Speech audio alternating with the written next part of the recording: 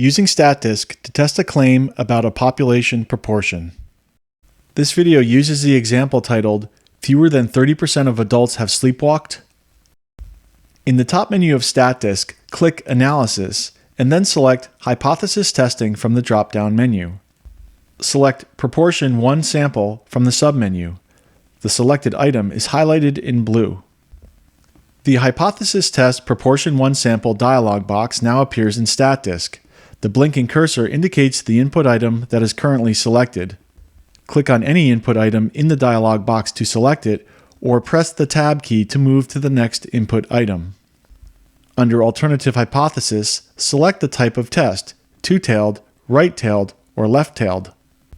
Select the option that uses the same symbol as the alternative hypothesis. Select the first option, Equal Claimed Proportion, for a two-tailed test. Select the second option, Greater than Claimed Proportion, for a right-tailed test.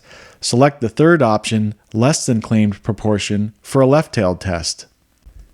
In this example, we select the third option, Population Proportion Less than Claimed Proportion, for a left-tailed test. Next, enter the desired significance level. For this example, we will use the default value of 0.05, which is commonly used. Next, enter the claimed population proportion. In this example, we enter 0.3. For sample size, enter 19,136 in this example. For x, enter the number of successes. If you do not know the value of x, but you know the value of the sample size and the sample proportion, calculate the value of x by multiplying the sample size by the sample proportion, then round the result to the nearest whole number.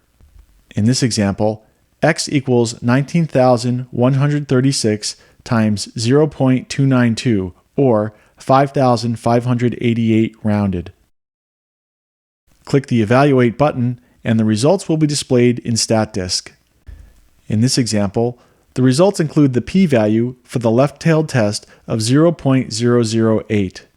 Because the p-value is less than the significance level of 0.05, we reject the null hypothesis and conclude that there is sufficient evidence to support the claim that fewer than 30% of adults have sleepwalked. Directly above the p-value, the critical z-value is provided. The critical value in this example is -1.645. The test statistic is provided directly above the critical value. In this example, the test statistic equals -2.410.